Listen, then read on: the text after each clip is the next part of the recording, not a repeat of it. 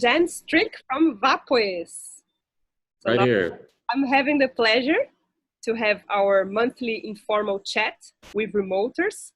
So we know who's behind the scenes, who is Jan Strik, that Dutchman that 20 years ago moved to Central America. And now it's the moment where we all find out what was behind that motivation. So Jan, share with us a bit your story, your motivation. It's a huge shift, right? From Holland to Central America, and you look well and healthy. So how did that happen, and how do you feel today? Please share a bit of your story with us. It's quite different indeed. And by the way, I love the palm trees in the back of your screen. They're beautiful. You're at a beautiful beach destination, I understand, in northern Brazil. Exactly. Great. That's flavors and colors directly from Latin America. That's how we like it. So basically, yeah, I'm Dutch originally. I used to live in Holland the first part of my life, studying at the local university, political science. And in that context, I came to do my internship in Nicaragua. This was in 1997. And I really loved it there instantly. It was the difference, how people are, how the culture is, the music, the happiness on the streets. Really quite remarkable if you put it next to a typical Dutchman. So it's quite a contrast. And I basically loved it there instantly. I didn't speak a word of Spanish, so I had to start from the beginning with little dictionaries.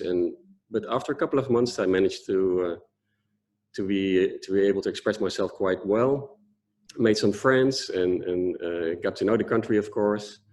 And then after that internship, I traveled around in the rest of the region, all the way down from Guatemala to Panama. And I was also immediately in love with that area. And then I came back 3 years later for another course of my university career. And what happened then was quite unexpected. I fell in love with a Nicaraguan girl. And well, since then, always the heart, right? Always the heart. Exactly, yeah.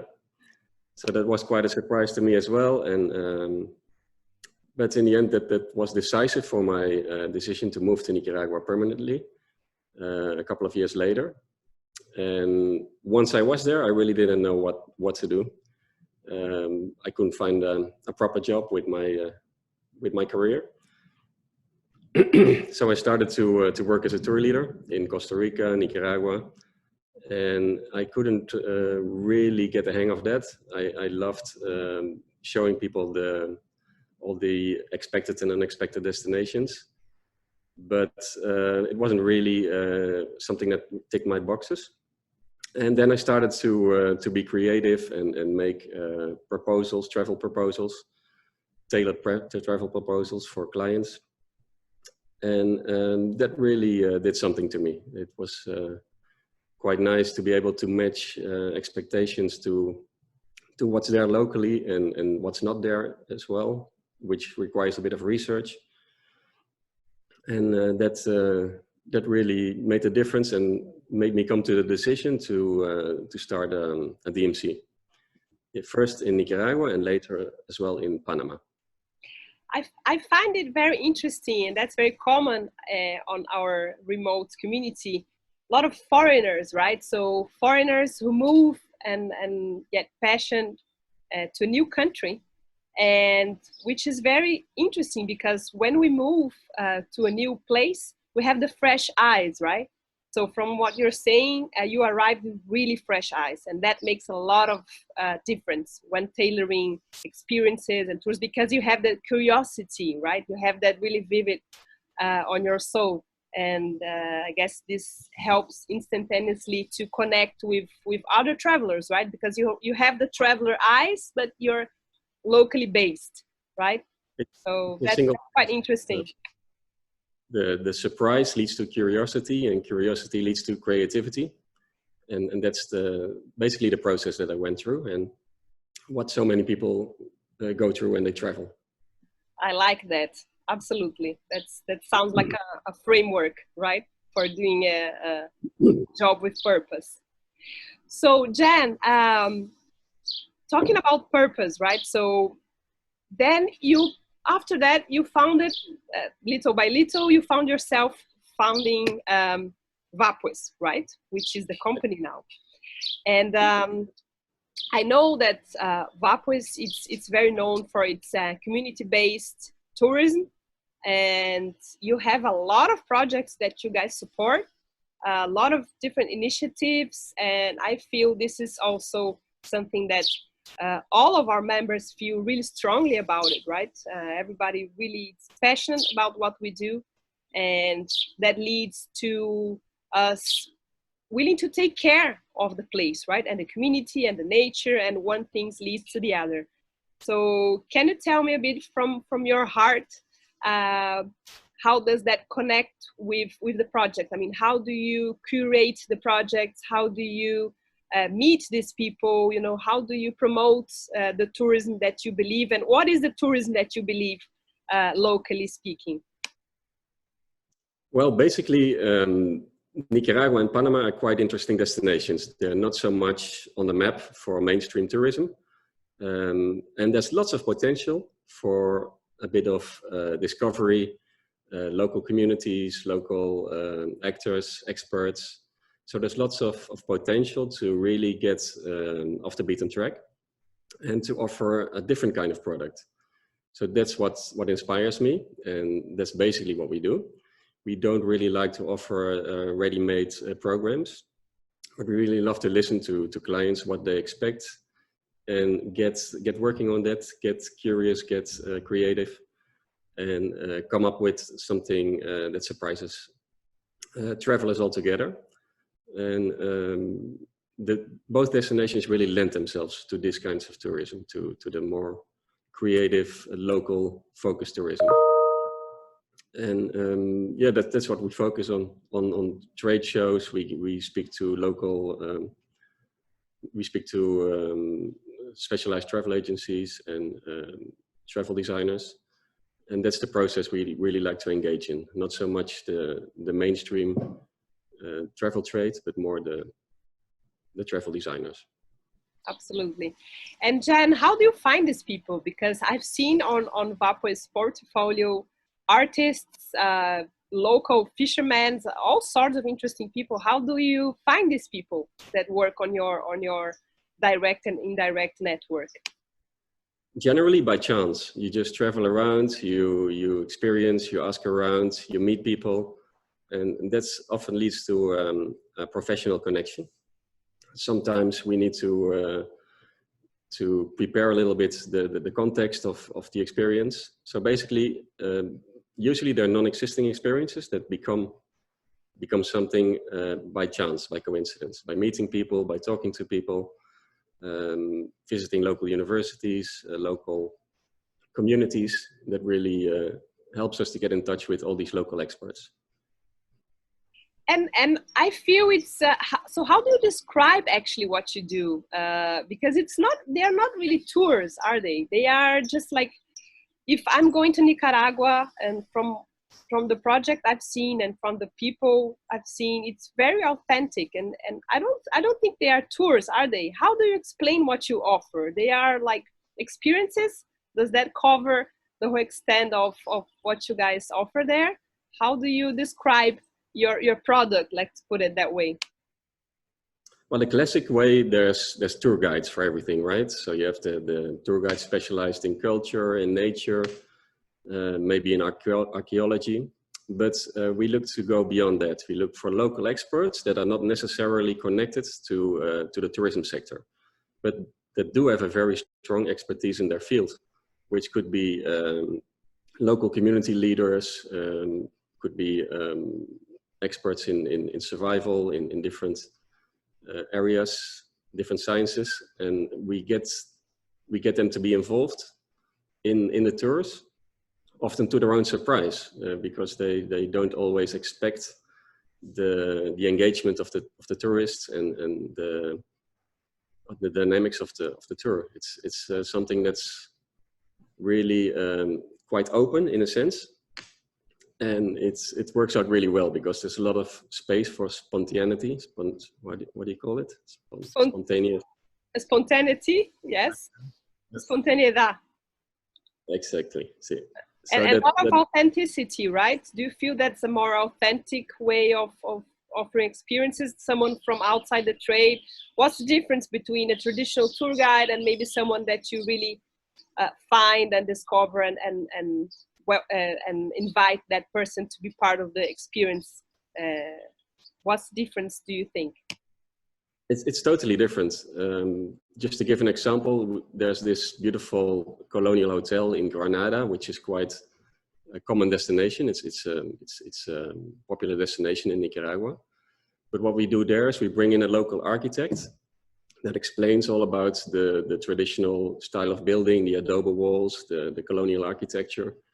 So he doesn't really have any affinity with tourism. And as a result, it doesn't feel like a tour. It doesn't feel like a standard experience. It's very open and authentic, and it makes people want to interact. And often these kinds of special moments are the highlights of the tour. So steer away a bit from the traditional tourism providers and get to involve local protagonists that really give a fresh view on things and are not necessarily interrelated with tourism sector. Absolutely. That's super interesting. And Jan, how do you believe that gives back to the community? So coming back to all the projects that you support and the community-based tourism, as said, how is that really on the field? How does that work? Well, basically, that's also quite of a loose structure in the sense that most value of these experiences are just gotten by participating in the event, hands-on activities in a community. It could be, of course, a social project or environmental project. And those hands-on activities of tourists, of travelers, make the difference. It's not so much a fixed structure as it is familiarizing travelers with local projects, participating in them, interaction, and that really makes a difference for both parties, really, not just for the traveler, but also for the local community and local project leaders. Wonderful. And do you, how is it structured? So Jan, going a bit more into detail of your operation, how do you invite guests to support the projects? Is it an open invitation, or do they feel attracted and you don't have to say no more? Do you have a fee for like a responsible travel fee? How do you manage that, you know, the whole environmental and local and social projects? How is that relationship in terms of traveler, yourself, and the projects? Basically, when an inquiry comes in, we try to pin down the interests of clients, of travelers, to be able to match with a local interaction at some point in the program. But it's not always like that. Sometimes we just build in these encounters without putting it into the itinerary, into the program, and they're more spontaneous and more of a surprise. And that really works in our way. And of course, yes, we always provide income to the communities who visit, the local experts and local leaders. And we make sure that this is being taken care of without any direct interaction on the tour. And of course, we give the opportunity to the travelers as well to remain in contact and to contribute in their own fashion towards the initiatives if they feel like that. But it's not by no means expected or pushed. But I believe after seeing, living, and feeling, I think that's quite common, isn't it, for the travelers to keep in contact with the projects, correct? Yeah. No, that is the beautiful part, that sometimes these encounters lead to mutual interest and to substantive remain in contact. Yeah. And that's what travel is about, right? About making true local connections, right? Exactly. That's what I love best as well when I travel, to meet people, to see what they do, to make way for some creativity and stay in touch, of course. Yeah. Absolutely. So you talk a lot about creativity and the surprise, the X factor of surprise, right? I like that a lot. So how do you work with promotion? I mean, what works best with Vapues? What your best success cases, and how do you find your perfect matches? Because it's something really unique that you offer, right? So how do you find the right promotion for the right type of clients? What works best for you, in your opinion, in your experience? Well, we don't promote our services to the general public. We always go to the travel trade, to the travel specialists. And we usually meet them at platforms like these, like Remote Travel Community, but also at trade shows. And that's where we try to find a common interest and steer them away from the traditional destinations that one might expect, you know. So basically, it always starts with a basic question, a tour in Nicaragua, general expectations, but then almost immediately I try to steer away from that and make it a unique experience. And find people that are basically like-minded, right? Exactly. Wonderful. So Jan, now I have the most trickiest question for you, coming to the end of our chat. Are you ready? Almost. Where is the Panama hat from? Because there's a big discussion. I heard Panama hat is not from Panama, it's from Nicaragua. Or I heard all types of theories. So now I'm in front of a local expert who will tell me the truth of the Nicaragua hat. And even how is the relationship between those two countries? Few people know, right? So Panama and Nicaragua, are they close to each other? Are they super different? I mean, can you tell me a bit about it, starting from the X question about the Panama hat? Well, the Panama hat, I'm afraid, is neither from Panama nor from Nicaragua. If I'm not mistaken, it's from Colombia. So all credits to Colombia in that sense.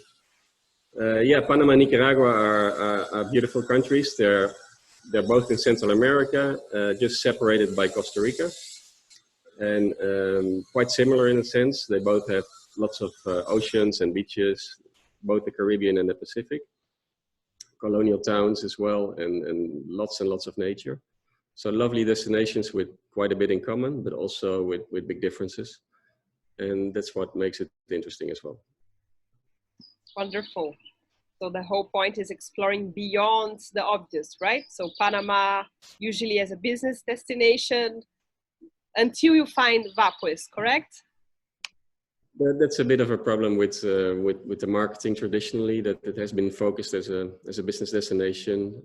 The canal is obviously very well known, but Panama has so much more to offer than that, and we're just trying to get the word out. It's a bit of it's a lot of work to really lay the focus on other destinations, to show that there's lots of beautiful boutique hotels and great providers as well, great quality of services.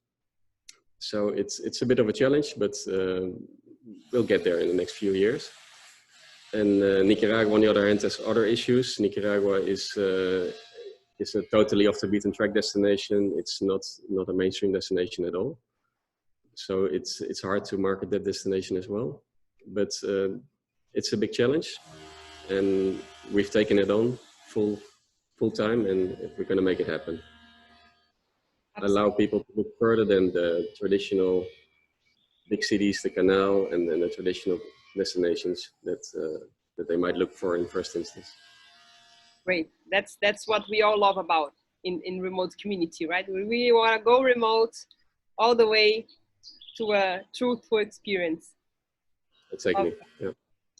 Wonderful. So Jan, thank you so much for being here with us and sharing a bit of from your love story to your um, marketing practices and all your insights. So to continue that conversation through our hub, so Jen and Vapues, you're there at our intranet, at our hub. So see you on our next event.